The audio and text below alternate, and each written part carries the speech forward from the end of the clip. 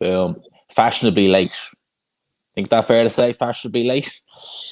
What's up? What is up, everyone? How are we all doing this evening? How are we all doing this evening? Got with me a guest, as I do. I love having these guests on.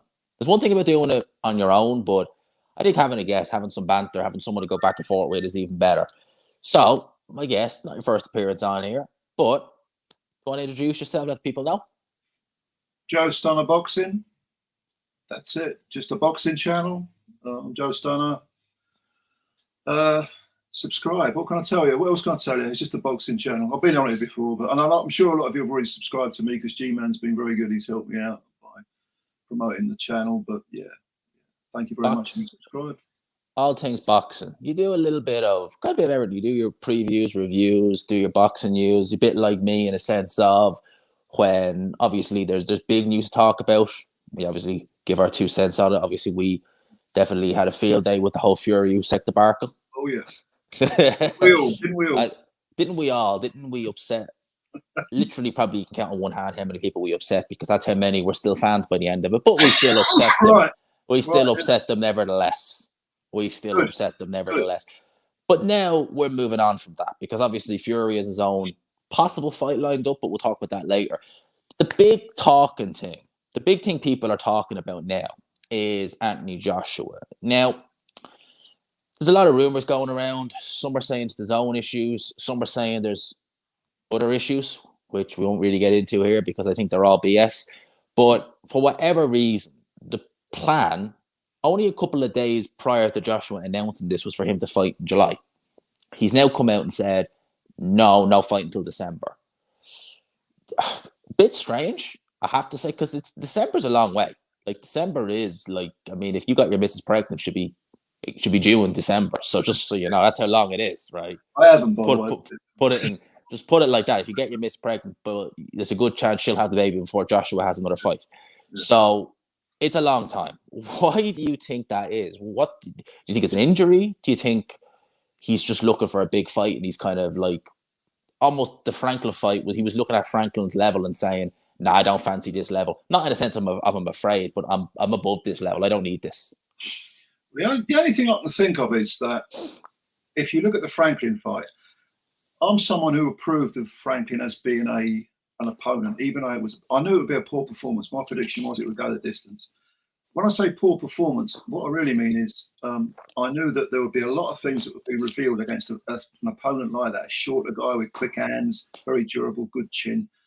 They would be revealed as in the things he has to work on. So the only reason I can think of is that, and I'm not saying this is right, this is only speculation, is that him and Derek James and the team have noticed these things and they think we need a lot of time to work on. Why they've left it to December, I don't know. I would think it would be more logical to have, say, a 10-rounder in the summer, just to sort of, again, get your feet wet, so to speak, because there's no substitute for fighting under the lights. So I don't really know. It's a bit of a mystery. I don't like it. I don't like the fact that it's so long, especially if the proposed opponent is Dillian Whyte, because do any of us really want to wait to face till December for him to face Dillian Whyte again? It's not a fight I can get that excited about. It's okay. I mean, it might be a good scrap. The first one was good, but Whyte, I think, is getting very close to having his defensive capabilities kind of shot, really. I don't like his punch resistance at all now. And if, let's say, he does fight Whyte in December and Whyte gets chinned in 2 or 3 rounds, people are going to say, well, so what? Because Whyte was done by Fury, and 2 fights before that he was done by Povetkin. So he was at the end of his career anyway. But I'd like to see a 10-rounder in the summer, and then if you must have Whyte, have it in December. But there has to be more momentum, because you can work on things in the interim period. You can work on things behind closed doors, but you've got to put them into practice. Apart from that, that's the only reason I can think of. That's what I was thinking as well. Like, I mean, if you're essentially going to say, right, we need to strip you back a bit and work on you, that's all well and good. But at the end of the day, being in that ring when the lights are on, it's all well and good doing it in the gym, but we hear the story of gym fighters who can't bring it into the ring. So it's all well and good having them do it. Klitschko was notorious for it, doing great in the gym, not bringing it into the ring. I think with Joshua, if Derek James is working on things, there's really no better time than to get him out ASAP in the summer. And against someone like Dylan White, yeah, he does have a punch, but I think it's fair to say at this point he's defensively flawed, not as fast as he was. It never was quick, but even slower now, and poor chin. You could probably get away with a few new things against Dylan White. He'd be more forgiving an opponent than obviously a Deontay Wilder or a Tyson Fury. So for me, the wait until December just doesn't make any sense. And with Dylan White, that's assuming it is Dylan White, and he might just turn around and say, "Hang on a minute, I fought in November last year. I'm not waiting a year and a month before getting back in the ring. I'm going to fight. I'm going to go and I fancy if Daniel Dubois or someone like that." Because let's face it, Dylan White is not exclusively with Matchroom. He does his own thing, fight by fight. Well, Dillian White is psychologically, you might say, the sort of antithesis of Fury, of Joshua, because Joshua, as we know, a lot of the problem is his psyche. He's just something wrong, and there has been for a long time with his. Once he's in the moment and the lights are on, this is all the more reason for him to fight under the lights. Something about him, there's the doubts creep in, and he can't seem to keep him at bay. Dillian White's the opposite. He gets chinned 5 times in a row, and he'll be like, "All right, when's the next fight?" He's got that sort of Chisora mentality. He doesn't really. He's got that winning mentality, and if you could put White's attitude and psyche into Joshua, you'd have a pretty damn good fighter. Yeah. But it's not. I'm struggling to think of other reasons. Perhaps White is saying, perhaps there's some problem with making the White fight in the summer. I agree with you completely. I don't think White's going to wait around to December. He's going to want a fight. But I can see him getting beaten if he jumps in there with certainly with a top 5 guy, or even a top 8 guy. He could. I mean, would you pick him over Jared Anderson or Frank Sanchez or Gergovich or anyone? I wouldn't. Not at this point of his career. If you have Frank Warren and Dubois doesn't fight Alexander Usyk, but you want to get him in a big fight, I mean, there you go. Just get the checkbook out and say, look, I mean, Daniel Dubois looked very vulnerable last time out, but I think at this stage, you'd still say probably has the beating of Dylan White. So what's to say promoters would look at Dylan White and say, get the checkbook out. My guy will take Dylan White's scalp. Definitely. Yeah. But can you imagine Dubois against Usyk? Oh, God. I mean, that's a road wreck, isn't it? I mean, that's got car crash written all over it. I don't understand. Yeah, I mean, look, Dubois looked very fallible. In his last fight, he looked awful. Really almost knocked out. But that's a cash-out fight, isn't it? Sticking him in with Usyk. Has to be. I don't understand what Warren's thinking is. I know he's got the ranking and everything, Dubois, but putting him in with Usyk, Jesus Christ, no. It makes no sense for me. Like for me, like a good fight for Daniel Dubois probably would be Dylan White, because he poses the risk, but he's so vulnerable and so easy to hit. Surely Dubois would just outman him and just put a dent in him early, put him in his place or something. But Usyk, I mean, it's just, people say Usyk hasn't had a clean knockout at heavyweight. He probably would get it against Daniel Dubois pretty early. At that. Yeah, I mean, Daniel can hit. We know that. He hasn't fought top tier opposition, but he can wallop. So, and of course, we know that Dillian's chin ain't what it was. It was never. Well, it's all right, but now it's in bits. So he had his chin checked against Joshua, never recovered. Yeah, well, if you look at that Joshua fight, he took some hellacious wallops. I mean, especially in the first round, he wasn't going anywhere. He was shaking and he was shuddering, but he wasn't hitting the floor. And he was able to compose himself, and his recuperative powers were pretty good. Now he gets hit cleanly. He's on the floor, and he stays hit as well, which is. If Dylan White had kept that chin, if he'd kept the pre-Joshua chin throughout his career, that would have been interesting to see, because I think that's the difference between Fury knocking him out with one shot and not. I think that the second uppercut would have knocked anyone out, to be fair. So I don't really think that doesn't matter how good your chin is, that was going to knock anyone out. But it's the difference between him getting dropped by Parker and not. I think that fight damaged him so badly from a punch resistance point of view, he never recovered. And I think now at this stage, he's had so many hard fights, just the miles on the clock have just caught up to him. I think so. You could say Dillian's overachieved, because especially his footwork's never been great, has it? Oh, it's been horrendous. That footwork is just terrible. he crosses his feet and stands square on, all this sort of stuff. It's just not very good. It used to baffle me the way people would say, well, look what Fury did to Wilder. Dylan White could do that. It's like, no, he couldn't. Dylan White, yeah, he could fight on the front foot, but that footwork is nowhere near as good, and he's nowhere near as fast as Fury. He'd get wiped out in a couple of rounds. And the thing about Wilder is, and he proved this against Fury, is that he is a fighting man. He's a very, very tough man. And even if Dillian had caught him and put him on the floor, I mean, that guy goes out in his shield. You look at especially the third. I mean, the second Fury beating was bad enough, but the third one, he had to be literally nailed to the canvas. And even then, he was on his way up. He was obviously the fight was quite rightly stopped, but he was trying to get up. He's a fighting man. Whatever you say about him, he's got that heart there. Tremendous heart. Someone's mentioning Jared Anderson in the chat, and it's interesting they brought that name up. Now, I'm obviously not going to say that's who Joshua's going to fight in December. Certainly not. But the young man's not short of confidence, to say the least. He says he's the best in the world. And to be honest with you, he is looking tremendously talented. What have been your thoughts on Anderson so far? I like him a lot. I mean, he's 23, so he's only a kid. But what I liked about him, I know that, again, he's not someone who's faced top-tier opposition. He's faced, half-decent people who, for a kid of his age, you'd say, okay, put him in with them. He'll cut his teeth that way. But the manner in which he goes about his work and his calmness and his ring IQ, the way he picks his punches correctly, and he instinctively seems to know which punches to throw. Great pressure fighter, never gets ruffled. Okay, we'll have to see him if someone's putting it on him. But I like what I see an awful lot. People say they're high on Frank Sanchez, and I understand why. I like Sanchez. You talk about quality of opposition. Sanchez has been, it's kind of almost an insult how low the quality of his opposition has been. He's had 3 in a row that are pushovers.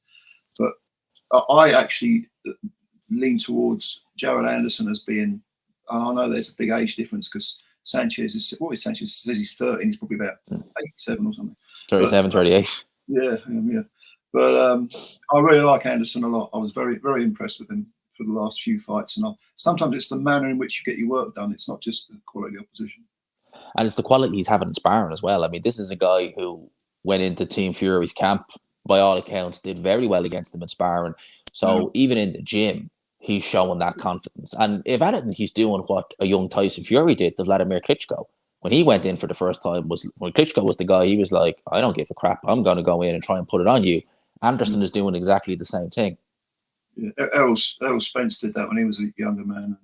He would win sparring sessions. He'd be like, Mayweather, I can give a toss who you are. I'm coming in. If there's one thing I don't like, it's in boxing in general, male or female, is when you're in the same weight category as, say, a champion, but you put that champion on a pedestal, despite the fact you're going to fight. It's like, that's just, you're giving them such an advantage over you straight off the bat. It's like, oh my God, I can't believe I met you. You're the champion, etc., etc. It's like someone going to Spence and being like, I'm a welterweight contender, but I can't believe I met Errol Spence. What about, you might have to fight him in a year. Oh, yeah. Well, as Fury said, Klitschko, he was just another bare bum in the shower. That's how he phrased it. And with Anderson, he's got the right attitude, because it's interesting with Anderson, because he says he doesn't actually like boxing. He says he wants to he's not interested in the spotlight. He wants to make his money, win a few titles, and then get out by the time he's 28, 30, whatever. I mean, I don't think he'll stick to that, because they never do. They always want to carry on and on. Because once you get to 30, you still feel like you did when you were 22. Yeah. So you carry on. But his philosophy towards boxing, you would think that someone who doesn't particularly like it doesn't want to do it. But when he gets in there, it's like he's sitting in his living room. He's that relaxed. It's funny because, like, normally the people who are real students of the game in every aspect, they're the ones who go the furthest. They're the ones who normally have the prolonged career. I mean, like, Lennox Lewis was a student of the game. Dylan White, to his credit, is a student of the game. And, you people like Jamie McDonald, who, kind of were almost joking about, I don't watch boxing, don't know who Inoue is. And then he found out about him the hard way. He did. He certainly did. He was like, I never seen this. He doesn't look that good. Yeah, well, how'd that work for you? Yeah, exactly. Yeah, mind you, Jamie McDonald did look like God, I mean, I've never seen anyone look so weight trained as him. It was terrible. He put on something like 26, 7 pounds overnight, which is crazy when you think about it. It's like he was a welterweight in the ring, and that was a bantamweight. And It's crazy. That's terrible. That's terrible. That means it was dangerous. Him getting in that ring was dangerous. Thankfully, anyway, he finished it quick. But I mean, there are fighters like that. Like I know someone who knows Sam Eggington, and Sam's the same. He's like, I just turned pro because I wanted to make, my missus had a baby and I was a teenager and I wanted to make a few quid and I was prepared to be a journeyman, and John Pegg and a few others saw him and said, oh, no, you're too good for that, So he started to win belts, but it was almost like, getting into an elevator and getting out of the wrong floor and you're like, oh, where am I? Yeah. How did I get exactly. That's exactly. I remember the story being told. Yeah, he wanted to be a journeyman. You can make good money, $1,000 a week, maybe if you're lucky doing that. It's like crazy when you think about it, really. But that's the kind of guys like. But that's what Eggington wanted. In terms of Anderson, though, where would you put him in there with next? Because Bob Arum is his promoter. Bob Arum is a smart man. He knows how to bring fighters along. Anderson wants the big fights. What would you do? Would you take a risk with him and maybe look at potentially a Luis Ortiz and Andy Ruiz? Or yeah, definitely at this stage. Ortiz. Yeah. See, I'm not someone who's bothered by a defeat. So, matching him up against someone who's capable of beating him, I've got no problem with that. I don't mind if he loses. F.A. Jagba would be a good one. Promoted by Top Rank, isn't he? Yeah, and we've just mentioned Dillian White. I'd definitely go after him because I think Anderson would beat him. But I got a problem. I'd put him in with anyone. I wouldn't, say anyone. Maybe the top 3 or 4 are a bit beyond him. Yeah, definitely. There's no hurry. But if you put him in with someone, it's a 50-50. So what? If he loses, he loses. He's learning. But you got to be good to beat this kid. I mean, you definitely do. You definitely do. And I love this new generation of heavyweights that are coming along. That was a worry I had. Because you saw the Klitschko era, you kind of seen the Furies, the Wilders, the Joshuas, and you knew they were going to be good. You knew they were going to be good fights, but you kind of worried, well, what's coming next? Because you're not guaranteed the next generation are going to be good. But we're seeing guys like Jared Anderson, Moses Atelma, David Adelaye, just to name a few, Makhmadov, Yalabek. We're seeing great guys come through.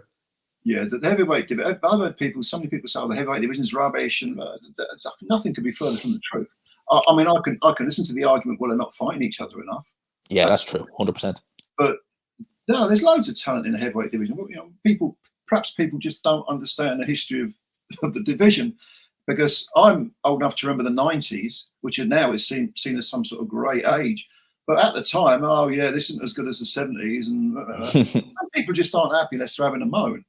And there's always going to be fights that struggle to get made. There's always going to be people who duck each other. It's as much as it infuriates us all that Fury ducked Dusek, which he did. He's not the first one to do it, and history will judge these people. They'll say, "Yeah, but you didn't fight so and so. You had the chance, you didn't fight him." So it's the long game. But I think this is a pretty good era for heavyweights, and I want to see them fight more often, though, and I want to see them fight each other more. Definitely. So if you look at the top 10 rankings of any of the ruling bodies and you say, okay, who has fighter A fought, and you go down them, there's only maybe 2 or 3 that they fought, if that. What you need, the advantage that the 70s and to a lesser extent the 90s had was that if you did that in those eras, you would see that they'd all fought each other. There was a sort of cross-pollination, so to speak. But now you get less of that, and that's where the flaw is, not in the level of talent.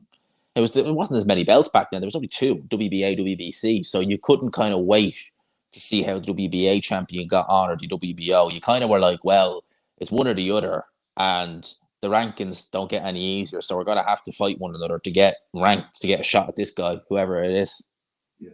Everyone's got their little plot in the garden now. And they're like, okay, well, I'll sit on my ranking. I'll wait for so-and-so to get the WBA ranking looks easier than the WBO. I'll stay with the WBA, and I might get that. The number 2 ranked isn't that good. I'll have him, and that'll be the eliminator. It's very much a case of picking and choosing carefully nowadays.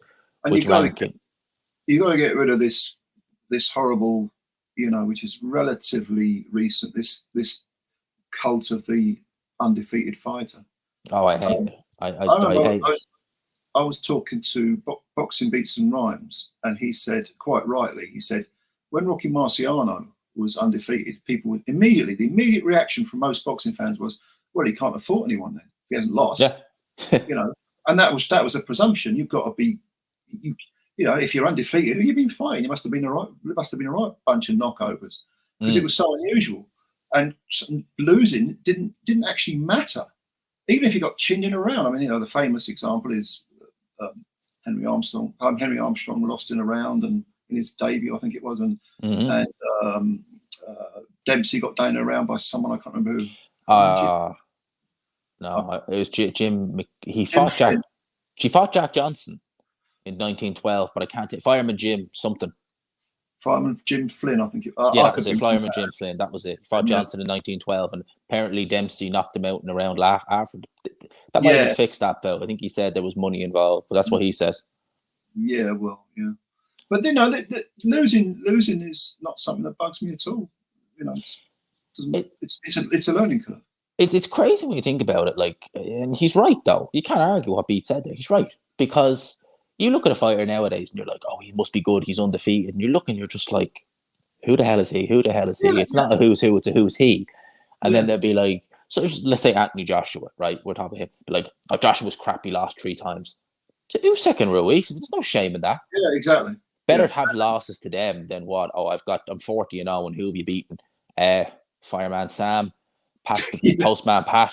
Yeah, exactly. Stanislazovic, who's he? He's a bin man in Bulgaria. Oh, brilliant. Oh, flipping wonderful. Well, but I haven't lost yet. The thing about Joshua is, even though I've never thought he's the most talented heavyweight, I've got probably the most respect for him because he gets in the ring and fights anyone. And you know, I've always said that I thought Fury would beat him, even when they were both undefeated. I thought Fury would beat him, and Usyk, you know, it didn't surprise me at all. He lost back to Usyk, but at least he's fighting people. Yeah, at least he's going in, and it's like, right, Usyk's your mandatory. Do you want to vacate and go your separate ways? Maybe fight whoever. No, fight him, and it gets made.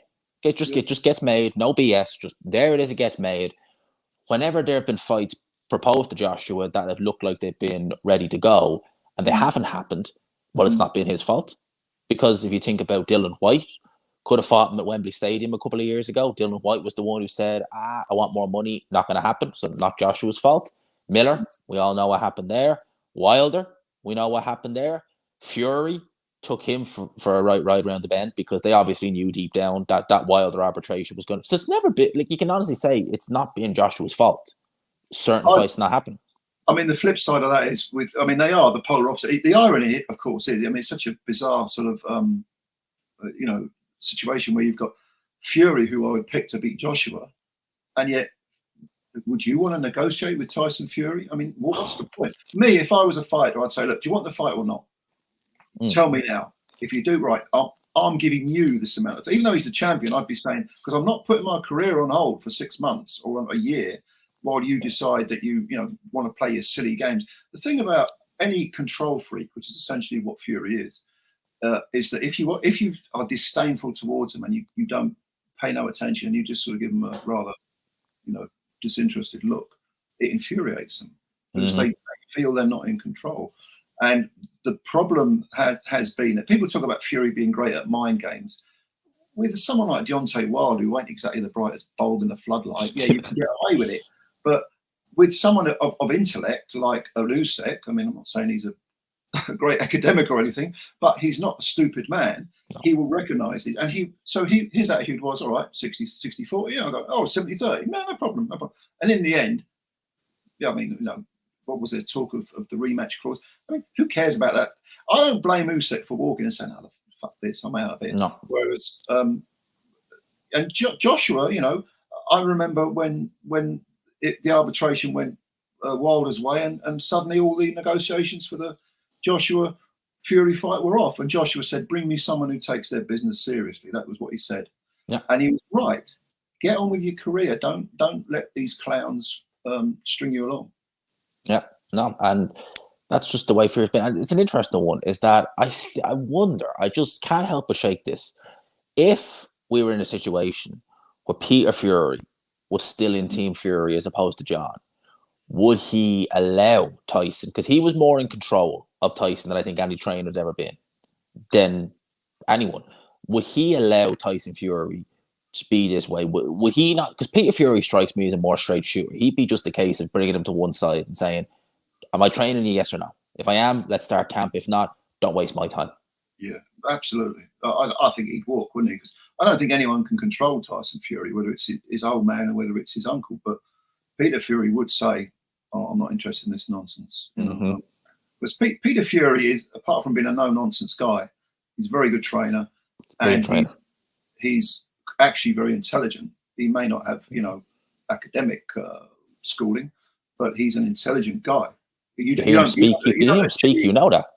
Yeah, I mean, the heights he reached in the, shall we say, the black market side of life, he got pretty high. You don't get there just in a mug. You've got to have some sort of savvy about you, and he did that. Whereas poor old John, not so much, but there we are. John tries to be the bark is louder than his bite type of character, whereas Peter Fury, he uses proper intellect to get by. Yeah, he's a clever guy. It's strange, isn't it, when you look at them as brothers? And from what I gather, they don't speak to each other. There's some friction over the Hennessy thing. I don't know what it was. The Mick Hennessy thing. And people would judge Peter Fury unfairly because of what Hughie Fury, how his career has gone out at the end of the day. Manuel Stewart could be the best trainer in the world, but if you gave him a guy who just wasn't good, there's not much you could do with him. Well, he's a strange one, isn't he, Hughie? I mean, what's up with him? He's got to be the most unwell heavyweight I've ever known. He's always sick, ill, got some sort of virus, injured. I mean, I don't get it.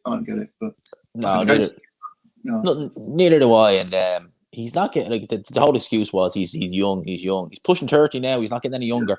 No, he's not that young anymore. But he was the Moses Atuma back in the day that they were talking about breaking Tyson's record. And I think they took one look at him and were like, oh, no, that's not going to happen. No, I don't think so. I don't think he was ever going to break Mike Tyson's record. But I thought again, he's got 3 defeats on his record, but that don't bother me. Because if he's learned from him, he's moving on, that's absolutely fine. And also, if you lose sometimes, some other people can say, oh, well, we'll have a go with him. He's so-and-so beat him, so I can beat him. It's not always the case. Not always the case. It's certainly not. That's the great thing. The heavyweight division, if these guys were all the way we want them to be, fighting this, fighting that, I mean, it's already a good division, but just think how good it would be. And for some reason, I get the impression that these new up-and-comers, because we're already hearing Adelaide who wants to fight Fabio Wadley, they're already talking about fighting each other at domestic level, which kind of bodes well for how I see this going in the future. I think we're going to see these new generation are going to be doing a lot of work together. They're going to be fighting each other even before world title levels. And I think it's good. They seem to have... I'm hoping we're getting away from the cannot go. I think we are. I think a lot of fighters nowadays are kind of copping on and saying, you know what, it doesn't matter. If I lose, so be it. No, this is really good. I mean, you've got a lot of these young heavyweights, like you just said, or untested heavyweights. Because I mean, someone like what's his name, the bronze medalist. My mind's gone blank. It's Fraser Clark. Fraser Clark, yeah. I mean, he's not young, is he anymore? He's 30 no, or so. He's no offense to Fraser Clark, but I don't expect much from him. No, but you might. But I see him as being sort of European level, maybe a gatekeeper at world level. But I'm not. Nothing grabs me about him. No. I don't. David Adelaide, I'm not overly impressed with him. I would pick him over Fabio Wadley, though. Oh, interesting. What do you think he's got the edge on? I think that he's got the edge on him just in terms of sheer strength and punching power. I don't think he has the heart. Not to say he's no heart, but just Fabio Wadley will just walk through anything just to land his shots. But I think that they knew with Wadley after the couple of rounds against Molina before he got him out, that they need the breaks to be pulled off him. Whereas I take that Adelaide, he'd be the sort of guy where he's just more of a killer. Not to say David Adelaide isn't, but I think he's a killer in there. You could be right. I mean, the thing about what I like, it's so obvious what is good and bad about Fabio Wadley is that I don't think he's got a great chin. I think he can be definitely hurt. But when you do hurt him, Christ, he goes for you. I mean, this is like not this. I know that the comparison between the two fighters are different divisions and that you can't really compare them. But it reminded me watching him of Nigel Benn when he used to get hurt. Suddenly be, he'd be as dangerous as he's ever been. And I really liked against Nathan Gorman. When he that was got a strange and one. he just went straight for him. It was like, okay, there was no fear. Okay, I'm being hurt, I've been stung, I'm being outboxed. He went for the kill, and it was kill or be killed. And I like that mentality, but I do worry about the chin. I think his chin's a bit. Yeah, I would say it is. And something as well, this is a bit of a, maybe you want to say a shot, but I don't really care. But Dylan White, when it comes to talent spotting, for want of a better word, he seems to be the sort of guy where he's not so much looking for talent as opposed to looking for toughness, if that makes sense.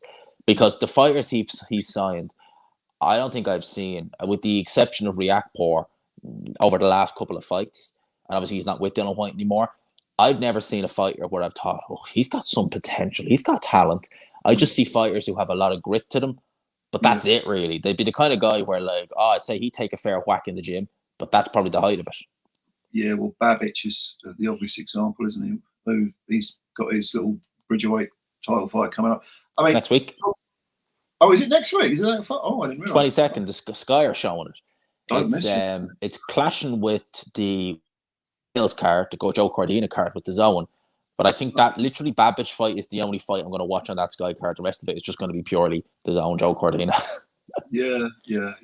That's not a bad card, actually. I'll have to have a look at it, actually. Yeah, I can't remember who's on it. But with White, I think he looks, if he sees, because he himself prides himself on toughness, on fighting anyone. If someone's got that same mentality, regardless of their style, that will appeal to him. And I kind of sort of get it. I half get it, because ultimately that's what you need. Because if you listen to White interview, when he talks about Derek Chisora, who's got, what is it now, 12, 13 defeats, 13 losses. He's got respect for him. It's a sort of grudging respect. When he talks about Joshua, he's got contempt, because he sees Joshua as not being a true fighting man. Even though I think, as we've said, Joshua gets into the ring with people and fights, White doesn't see him as having that sort of natural, almost like a street toughness, which Joshua doesn't have. I mean, he's from Watford, isn't he? I know Watford very well. It's not, you're not talking Brixton here, it's a quiet place, believe me, quieter place. But so, when you're a big fish in a small pond, it's easy to be a tough guy.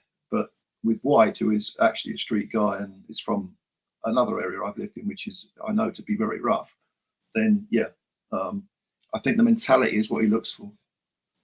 That's exactly what it is, because you see it by the fighters he signed. They're just like, I see no potential there at all, but I see someone where if you hit them hard, they're going to hit you back twice as hard. Yeah. It's literally that mentality with Dylan White. Yeah. Someone who goes for the jugular.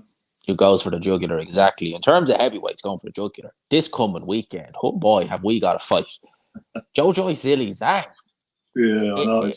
It's two big lumps. Looking lumps out of each. Big, huge lumps who have serious bone density, serious everything. I mean, these two are flipping massive. But of all the fights, right, that Joyce could take, because bear in mind, like, this wasn't ordered or anything. No. He's not exactly taking the easiest touches, to be fair to Joyce. No, and he's, again, massive respect to both of them for putting it on the line, And they are two big lumps who are going to knock lumps out of each other. It's going to be a lot of fun, this fight, even though I think Joyce is more skillful than people give him credit for, but he's not difficult to hit, is he? No. And Zhang, people still remember, was it Jerry Forrest he had that real scare with, where he... Oh, yeah. Was it Jerry Forrest, wasn't it? He thought, yeah. Yep. And I thought he lost that fight, personally. It was quite close, because they were both on the floor, weren't they all? I know Forrest was down once in the first every round. For the first 3 rounds, he was down once per round. That's right. He just rallied. He just rallied and won every other round. Yeah. So I'm trying to remember who I had ahead in that fight, but I know it was very, very close. But credit to them both. They're fighting each other. They're two guys who, as you quite rightly say, they don't have to fight each other. I know Zhang's about 39 now, is he? Joyce is 36. 7, I think. 37, is it? Okay. Well, why not? Why not? This is what you want. You get into boxing to fight, don't you? You don't get in there to build up a paper resume and walk around thinking you're cock of the north when really, in actual fact, you're nothing. You've got to fight these people. And this is going to be a lot of fun. I'll tell you what, if it's competitive, the loser, they won't take much of a step back. In fact, it might open a few doors for them. No, exactly. That's completely it. And I can't wait for this. I think that this is good chin, great strength, good punching power versus, I don't know, he took some shots against her, which didn't seem bothered by them. But questionable gas tank, fair to say, but massive left hand. Yeah. Like, I mean, massive left hand. And also, Joyce is even though his jaw is supposedly made of concrete, his body, not so much. I mean, if Brian Jennings body, Brian Jennings opening round, yeah. If Zhang was to go to the body, it would be very interesting to see what Joyce makes of it. In terms of the card, some decent fights on it. We got Denzel Bentley versus Kieran Smith. Young Moses Atoma is back out on that card. So it's not a bad little card up in the copper box. So what do you think of Atoma? Do you think he deserves the hype, or? I mean, from looking at him in the amateurs, yes. And I'm disappointed because Warren should know better. Like, for all his flaws, and there are many, horrible man, but he can match fighters pretty well. And he's been matching Atoma very light, too light. Yes. If he can be the next Mike Tyson, you could surely get better guys than these. Well, Tyson, in his first 30 fights, didn't fight many killers, to put it mildly, but the first two opponents for Atama, I think there's a total of about a minute's boxing, or so-called boxing for the both of them. Now, look, I don't. The reason I ask you is because I don't follow the amateur game as much as some other people. I'll watch maybe the big events, but I'm not that fussed. I like professional boxing's always been my thing. And when I heard about this kid, I'd seen him bits and pieces, but I didn't really know much about him. Everyone was saying, "Oh, he's fantastic. He's great. He's going." I think a couple of people, Hatman might have mentioned him, and yourself, and a couple of others. I'm thinking, okay, well, he's going to have to go some, isn't he? What is he, 18, 19? 18. Yeah, 18, and so he's got 2 years roughly. I think he has till May 25. May 25. Okay. 2 years and 2 months. No, 2 years and 6-8 weeks, give or take. Yeah. All right. Well, first of all, I don't see any hurry. Okay. All right. It's nice to beat Mike Tyson's record. Brilliant. Great little marketing tool. Something you can build on in terms of press and, get the hype up and all that. Get his name out there. But does it matter? Not really. No. You want the kid to be as good as he possibly can be to fulfill his potential. And if that means he goes till he's 25, 26, the ancient age of 25 or 26, that's fine, because you want to win those belts, unify them and keep them. And if he's got the talent, he's a southpaw, isn't he, Tom? So that's another feather in his cap, I think. So I don't see a great hurry. But I mean, I suppose you could argue, well, at least Warren's putting him out sort of once a month, which he needs to do. But the jury's out for me. I'm not going to make any claims about the kid. Please give him a chance. I think he's tremendously talented, and if we're talking about the eye test alone, he looks amazing. He does on the eye test, certainly from the amateurs, because the pro fights, I mean, again, there wasn't much there to look at. But I think that it's just for publicity. It's just to kind of get people, and they are, truth be told, it's working. People are talking about him because of the Mike Tyson record. But realistically, that's probably more so what it's for. I know Atelma has talked about it. I've met Atelma. He's a nice guy. He oozes confidence. That's one thing I will say about him. He is not like a Dubois, who's always been shy and timid. This guy at the press conference, he just is very approachable, very wise head on young shoulders, and just really seems to just he knows what he's getting himself into, and he's accepting it, and he's not daunted by the task. If anything, he's only upset that the opponents aren't good enough. Which is good. It's good that he's got that mentality. But when you're that age, there is a tendency perhaps to think, you don't assume that you can be beaten. You don't assume that something's going to be as difficult as the rest of us are thinking it might be. You think you're invincible.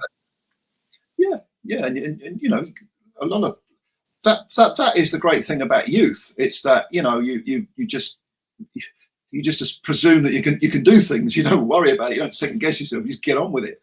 And whereas when you get a bit older, you kind of, there is more of a tendency to second guess yourself, and that's not necessarily a good thing. So I want to see him succeed. But who do you put him in with? I mean, I suppose someone like Kevin Johnson wouldn't be a bad shot. No, but no, I don't know. Well, obviously, Sokolowski's over there, and he'll give you a few rounds. Maybe if you say, let's say he gets rid of these quality journeymen in 2-3 rounds, then you can start to say, we've got something impressive going on.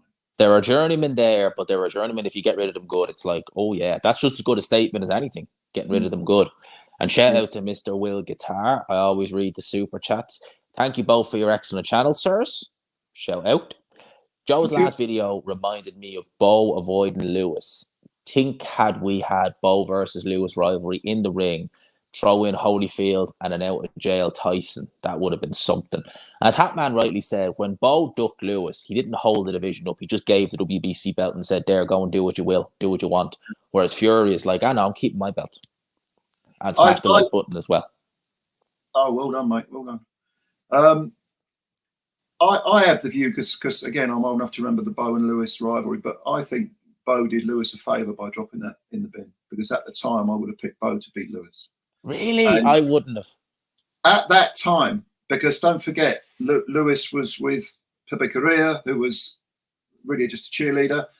To me, Lewis didn't mature mentally as well as physically. He didn't, until he was with Stewart, and then it took a while. It took a few fights. Am I insane? No, forget it. I was about to say something, but I'm not.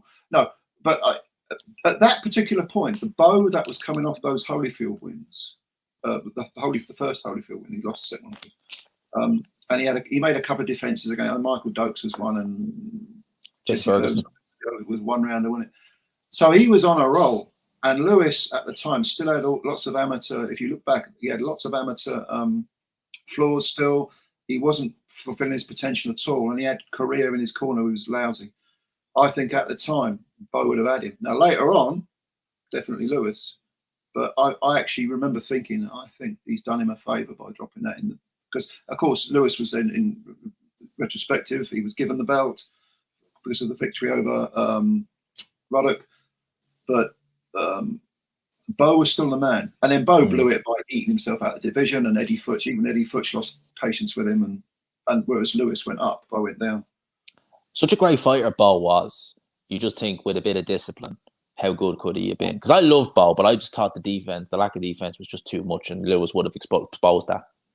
Well, I could be wrong. Maybe Lewis would land that big right hand and knock Bo out. But Bo had a pretty good jaw. And the one thing about Bo is, I know that a lot of people said this before, but it bears repeating, is that for such a big man, he was such a great inside fighter. Oh, he was amazing. And you look at him against Holyfield. Holyfield could get inside and have a row as well, but Bo, for a man that size, he loved getting up close and personal, and you can come a cropper that way, as we saw. If you give up your advantages, sometimes if you do fight small, we just saw Sebastian Fundora getting flattened by Mendola, so that's what can happen. Yeah, he just not flat, didn't he? Literally, he looked like he was being literally ironed out. But I just feel, I could be wrong, that at the time Bo would have taken Lewis, but like I say, one was going up, one was going down, and Lewis was going up. It's mad when you look back at all the 90s incidents and stuff like that. You just think like, oh my God, like if someone did that today, imagine Fury or Usyk throwing a belt in the trash, or Joshua, what would happen? The backlash they'd get. Well, it's social media now. There was no social media back then. Yeah, you could say that was better or worse. I'd say probably slightly better, because it meant that it was just being done, move on. Well, most social media is crap, isn't it? But there's a good side to it as well, I suppose. You can get yourself out there, you can promote yourself in a good. And Fury has been up to this point good at doing that. I think the tide's turned against him because people have got wise, but he's someone who's used it well. But YouTube is another thing. Back in the 90s, you had to wait until Boxing News came out to read about it. Some of us still Boxing News, but some of us still like that. I think he said, my point was the scene we could have had, not who would have stayed beaten. Trebo Lewis fights. So I mean, more I could feel the same with you scene wise. Yeah, I think that it would have been, if they had a fought, we wouldn't have just had one. We would have had plenty. Would have been amazing. Those little what ifs fight in the 90s. Holy crap. Yeah. And the guy they mentioned, Tyson. I mean, Tyson, when he came out of prison, was not the fighter he was. Even pre-prison, he was going downhill a bit because he'd left Kevin Rooney, and you know the story. We all know about Mike Tyson. He was, as Larry Holmes said, it was destined to happen. Yeah, and I remember Holmes saying that at the time, and I thought, well, if ever there's sour grapes, it's that, because Larry had been flattened by Tyson, but he was right. He was right. Larry Holmes knew what he knew it. He'd been around the block at that point. He was a vet. Yeah. And you look and you wonder what, you look at boxing, and maybe it's a cynical way, but you just look at these guys up and coming and stuff, and you just think, who is the next kind of, I don't want to say hype job per se, but who is the next great flop? Someone who's looking amazing, looking brilliant. Then there goes the floor underneath. The next big flop. Well, the one that has flopped, has been a sort of pro bust, is Tony Yoka at the moment. I know no one said he's going to tear up Wall Street, but his career, it needs rebuilding from the floorboards up. As far as someone who's been hailed as being the next Hall of Famer, it could happen to any of them. After the Mike Tyson thing, I mean, losing to Douglas, nothing surprises me ever about in boxing ever. And I've just sung the praises of Gerald Anderson. He might be the one. He might flop. You just never know. Next fight, one punch, boom, career's done. Just don't know, do you? Yeah, you can't tell. It's very difficult, and this is why I don't really like judging fighters until the dust has settled, until they're truly retired. Like Roy Jones, for example, is the most unbelievably, freakishly talented athlete in a boxing ring I've ever seen. At his peak, he was astounding. Oh, have we lost G-Man? Okay, well, we've lost G-Man. I'll ramble like I've been doing. Roy Jones Jr., freakishly talented, really terrific fighter. Could do things I've never ever seen anyone do it in my lifetime, and yet he ended up with, was it 9 losses on his record? So you just never know. Sometimes these things things can come out of the blue, and people can carry on for too long, and that's what happens. You've got to wait until the dust settles. We lost you there, G-Man. You're right. Yeah, I know. As I said, StreamYard. StreamYard. That was a quick one. It was only a couple of seconds. I was gone for. I was prepared. I could see that coming. I was like, StreamYard being its usual helpful self. As I said, you have less glitches on the free version than you do on the paid version. Oh. So I don't know why I still have this paid version. Get rid of it. Get rid of it. Save 40 quid a month. Yeah, exactly. Yeah. In terms of, we were talking about like when it's all said and done with some of these guys, it is going to be interesting to see in say 4 or 5 years the landscape of the heavyweight division. May I ask what your favorite all-time fight of you both? I shot Thompson versus Rockman for Boxing News. Yeah. That was a night, trust me, sirs. That's the night Thompson got dropped a couple of times and came back to win by knockout. That's right. Yeah, that was a great fight. But Thompson was involved in several of those. Yeah, I mean, he was. The Ezra Sellers one was another one. He had one. Well, obviously David Hay. He was getting the crap beaten out of him for 2 rounds. Yeah, that's a good shot. Yeah, that's a Thompson Rothman. For me personally, the best fight I've ever seen would be Nigel Benn against Gerald McClellan. You watched that live, didn't you? I did, yeah. I watched that. What was the scenes like watching that live? Well, there's a little story behind that, because I'd been to a music gig, two days. It was in February, so two days before the fight, and I've got her number. This girl that I met, and I said, she actually phoned me up, I was like, blimey, she's eager. So I said, well, I want to watch this boxing match. So she said, well, she was staying in London. She was actually from Doncaster. Come to this, place where I'm staying, and we'll watch the fight. And I was just bouncing off the walls. Poor girl. I'm no interest in her. You go over there, love, make a cup of tea. I just couldn't believe it. It was like what I was watching. It was unbelievable, absolutely unbelievable. And I just couldn't. What an astonishing fight. And I know that it had that tragic ending, so people tend to overlook it and concentrate more on the ending than the actual result. As far as sitting ringside, I'm going to go with something really obscure, because it was at the York Hall. It was a southern area super middleweight title fight between Cello Render and Leon McKenzie, and that was like out of a Rocky movie. That's as far as actually sitting ringside and watching it is concerned, that's the best fight. And I've seen God knows how many fights. Again, it was the same thing. You just did not know from second to second who was going to win. It was freakish. I'm trying to think. Sitting ringside, I can't really think. Like, they've all been fairly run-of-the-mill fights that I've gone to.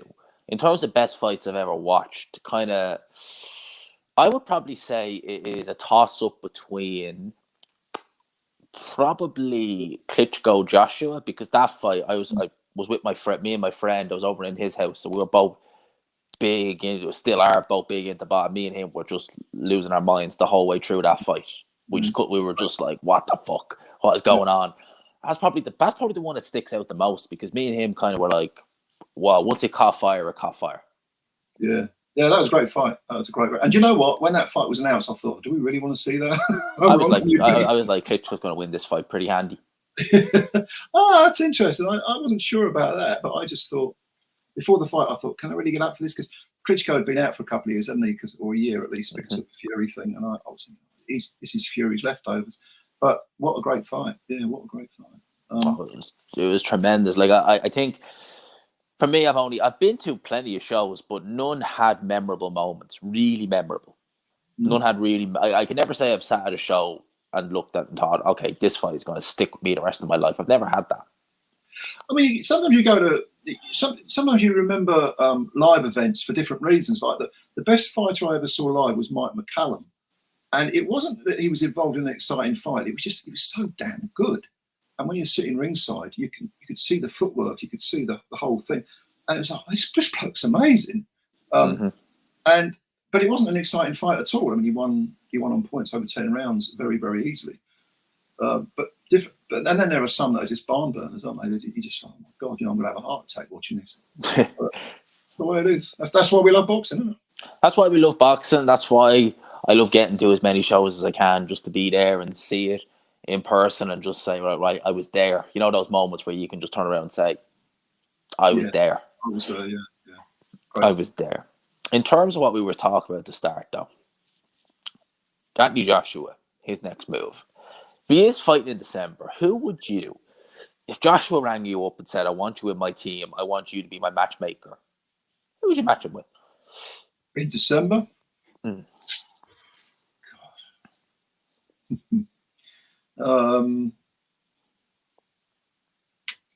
I would go with Filip Hrgović. Really? Calculated gamble. It's a calculated risk. But I think if you're going to have that amount of time out, you've got to come back with someone who's a threat. That's interesting. Because you want to look, if you're going to take that amount of time out and you're going to be working on stuff and you don't want to have that interim fight where you're actually under the lights, you can't have it both ways. I'm not prepared to accept a Dillian Whyte or another. I mean, I would only put Dillian as a C+ fighter at the moment, even though I like Dillian a lot. That's interesting, though. But Filip Hrgović. I mean, it's a calculated risk because he's a good fighter, but he has that caveat of an IBF interim title. I hadn't remembered that. Yeah, you're quite right. I'd forgotten about that. But another one. If Zhang loses to Joyce, so he's Zhang. I don't know. If he gives up, I don't know. It's a very difficult question. It's like all difficult questions. It's a very good question, but I just want to see Joshua in December. If you're going to take that amount of time off, you've got to fight someone good and get yourself up that ranking. I agree. You're quite right. If I'd forgotten about the IBF thing, but okay, we'll go that way. I wouldn't go anywhere near Joyce. I wouldn't go anywhere near Gerald Anderson, even though he's a kid. I still think he's too dangerous. Who else? There aren't really that middle lot, are there? There's sort of people who are too low and people who are too high. I'm going to chuck a name out there, and I know what you're going to say when I say this, because I know you don't like this guy. But just for entertainment, I would like to see it, and that would be your good pal Gerald Big Farmer Miller. Oh, Jesus Christ! You know, someone said this in the comments section of one of my videos. They go, put him in there with Big Pharma. And I'm like, all right, mate. It's one of those comments you thought, the guy's joking. So I'm really, but really? What the melted chocolate sundae? Now that he's not taking steroids, and supposedly he just, all that muscle has turned to fat. I've got to ask this question. Why would you put him in there with Miller? I'd like to see how Joshua copes with a guy who's just going to come at him, try and ragdoll him, because Joshua was strong, but Miller is still pretty flicking strong. So he would push Joshua back. How he deal with someone who's on him like White is to Rice. Because Joshua tends to be someone who overthinks things. He likes to kind of do his own thing. Once you've someone who's just on him, how is that going to go mentally? Would he be able to say, okay, look, what am I doing? This isn't my plan. I don't want this. I'm planning on boxing. This guy's pushing me back. What do I do?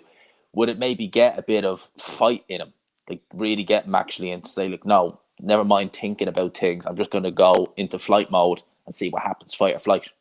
Did you see Miller against Lucas Brown? Yeah, he looked terrible. I mean, they were both crap, weren't they? But so I suppose if you want a punch bag with legs to beat up on, it's an option. But Miller, look, I mean, I'll leave aside the fact I don't think he should even be fighting anymore.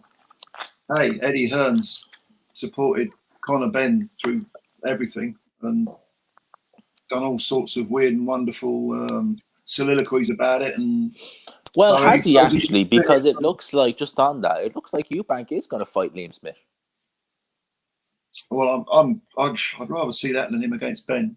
But. Yeah. Well, if there's no Brook, there's no Pacquiao, there's no Eubank, who is he going to fight?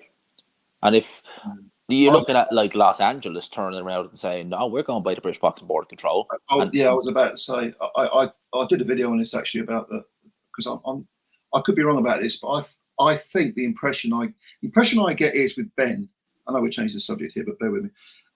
With Ben is that he and his team were under the opinion that, well, we'll go to America and fight. But Ben isn't a big name in America. No. He's just the son of some former British fighter. So it is more likely, as he is not the great cash cow that Hearn was hoping he would be, that the commissions would say, well, actually, no, we're not. We're going to go with the British Boxing Board of Control. You failed 2 drug tests. Why the hell would we sanction it? Well, why would we give you a license? So I think they find it more difficult to get a license for Ben than they first thought. Mm-hmm. And I think as far as getting an opponent, I mean, who really wants to? Because it's sort of high risk and very low reward. And also you've got the added caveat of, well, this guy might be juicing. If I get in the ring with him, I might get seriously injured. You don't want to fight a cheat, do you? Well, if I was a Jared Anderson, or sorry, not Jared Anderson, if I was a Jaron Ennis, I'd be saying he needed the cheat for Chris Algieri. Oh, this is easy. Yeah. Well, that's what I would initially be thinking. I'd be like, he needs to cheat for someone like that. I could beat him with one arm. Yeah, he'd beat the crap out of Ben, whether Ben's juicing or not. But Anderson, Ennis, excuse me, yeah. Well, but then I never really saw Conor Benn as being a top 6 or 7, 8 welterweight anyway. Even before I always thought they would build him up, they would get him a big fight, maybe not cash him out. But I mean, I don't think before Avanesian got chinned by Crawford, I was thinking I don't think Ben can beat Avanesian. I think I would pick Avanesian to win that. I thought that was a bit of a which way would it go? What I would like to have seen. Yeah. But then if you're talking about life and death with Avanesian and you stick him in with Ennis or someone, he's done for.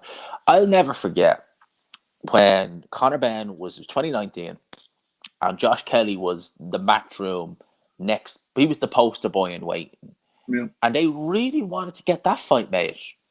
Which it was kind of like, for me, it was almost like, are they getting Ben primed as lamb to the slaughter because they want Kelly? Because they put a lot in Josh Kelly. And we're thinking, Kelly gets a win over Ben on pay-per-view, he's our guy. He's the guy. And then when he got battered by Avanesian, it was like, oh, wow, what do we do now? Well, I mean, Kelly's got his career back on track, hasn't he? Yes, he has, definitely. Whereas Ben's career is pretty much in shreds. I'd still love to see. I think Kelly beats Ben, even still now. Yeah, I would favour him. Yeah, strongly favour him because Ben would be, if he ever fought again in Britain, which would take some doing, getting his license back and everything. The amount of scrutiny that would be on him as far as drug test is concerned. I mean, Kelly wouldn't have to worry about it. He'd be like, no, I want. He would be able to demand everything. He would be able to demand a drug test every other hour before he agreed to fight Conor Benn. But I would favour Kelly to certainly outpoint Benn. But the problem I have with Benn is, and this is what's good about Kelly, because he got chinned by Evanesian, and then he went back to basically, okay, I'll fight for the British title, which he should have been doing anyway. Yeah. And it's the same with Benn. The knock against him was that they kind of propelled him, tried to propel him onto the world scene by, putting him in with semi-retired soft punchers like Algieri and Van Heerden. Yeah. Oh, I know I'm a bit older than some fans, but I grew up with the, you go for the area title, the British title, Commonwealth, European, and then if you're ready, you go to world level. Ken Buchanan recently passed away, and a brilliant fighter. Well, prior to winning the world title against Ismail Laguna, only a few fights previously, he lost a European title shot. So he had been British champion. So that's the way to do it. You do it incrementally. You build on each step.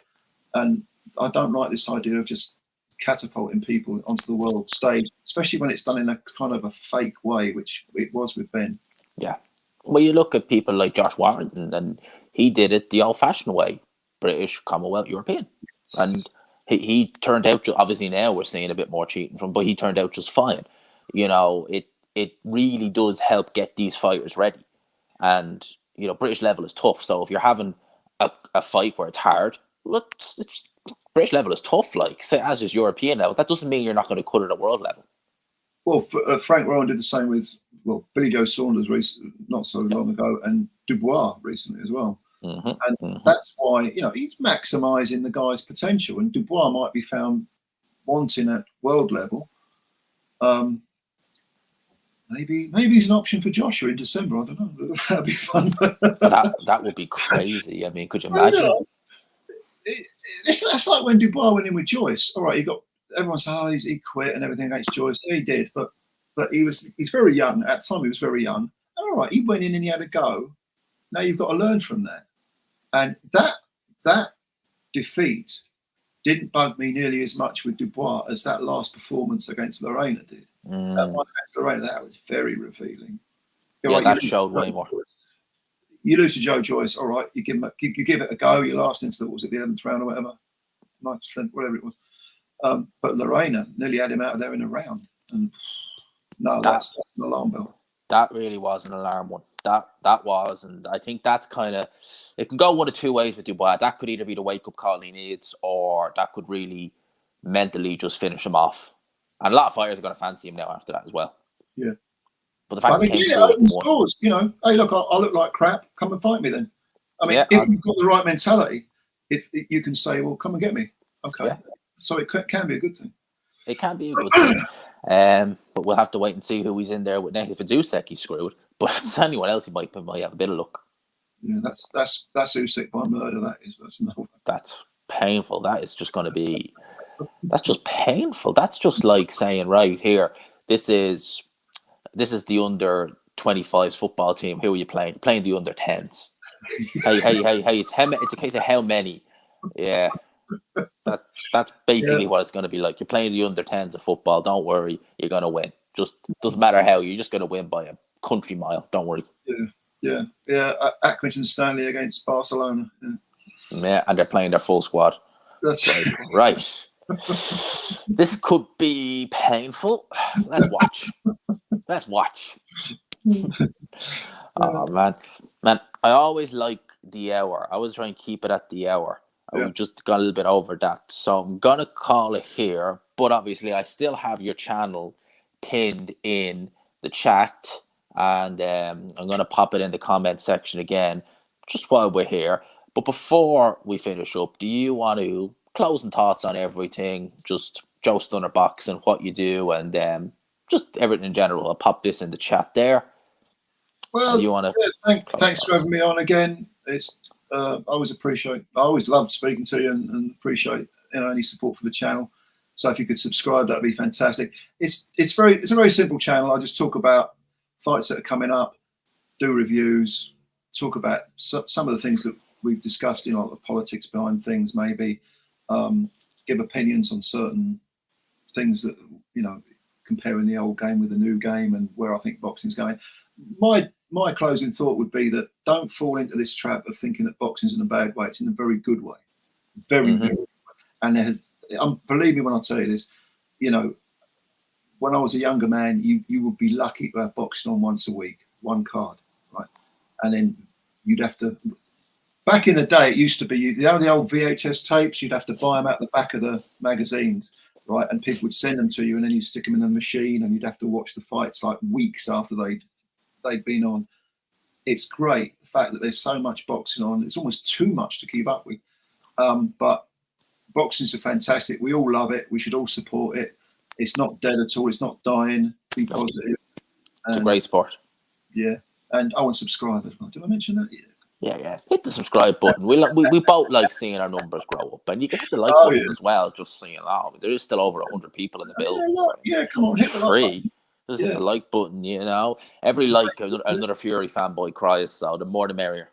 Oh, marvelous.